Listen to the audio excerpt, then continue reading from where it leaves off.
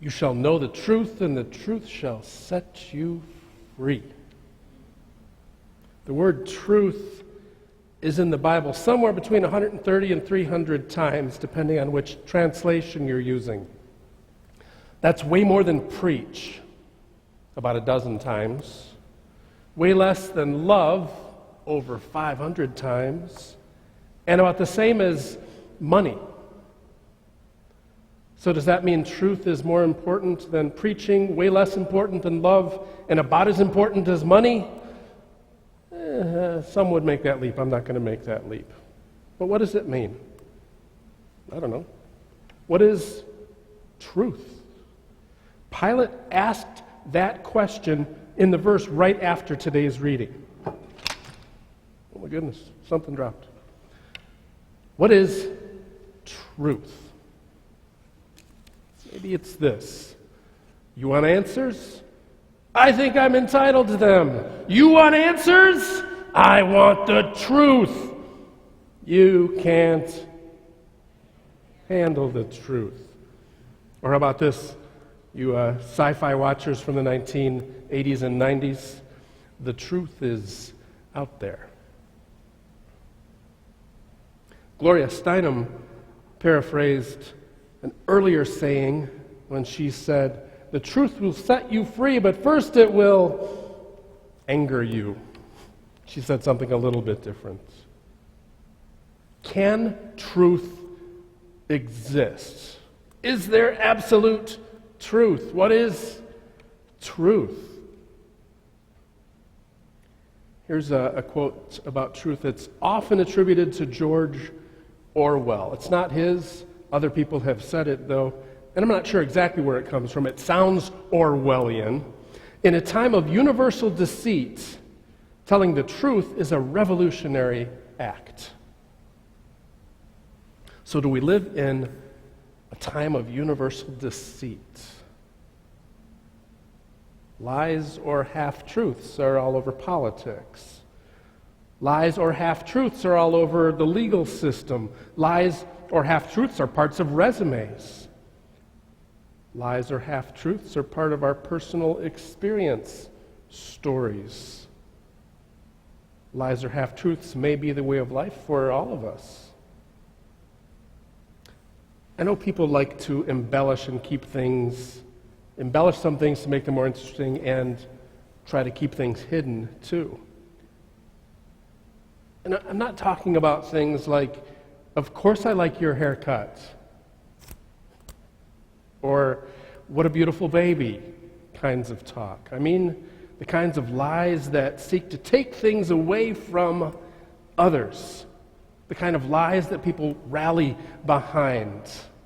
The kind of lies that people use to destroy other people and cultures. Lies that people use to manipulate others in order to get ahead. This is 10 Commandments stuff.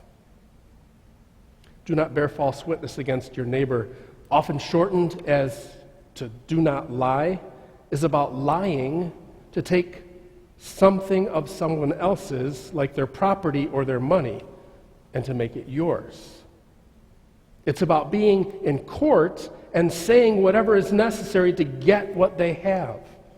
It's about swearing something that is not true in order to get what you want at someone else's expense.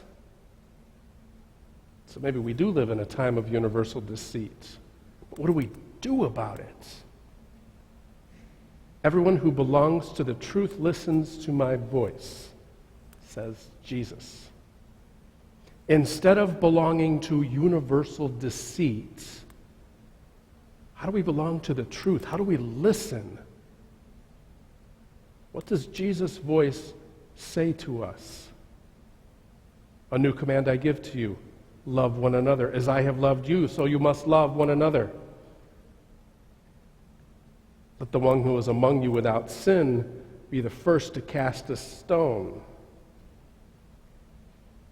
You have heard that it is said, you shall love your neighbor and hate your enemy. But I say to you, love your enemies and pray for those who persecute you." That's what Jesus says. What did Jesus do? He healed people. He fed a multitude. He turned water into wine, miracle after miracle. And he also lived compassion, kindness, reconciliation, and love. He lived truth, authenticity. So the definition of truth may be elusive, but living it may be a little bit easier. So stop lying to get ahead. Stop lying to make your adversary look worse. Stop making up stuff to make yourself appear more powerful or important. Stop pursuing money and power and domination while you're wrapping yourself up in a flag or a cross. And pay attention to what Jesus said. Pay attention to what Jesus did. Be a people of love. People of acceptance, a people of reconciliation, compassion, healing. On this Reign of Christ Sunday. And from here on out, let's pay attention to the one who is truth, who is authenticity, who is love, who is wisdom. Be truthful, be authentic, be loving. Follow the way of Christ. And may Christ reign. Amen.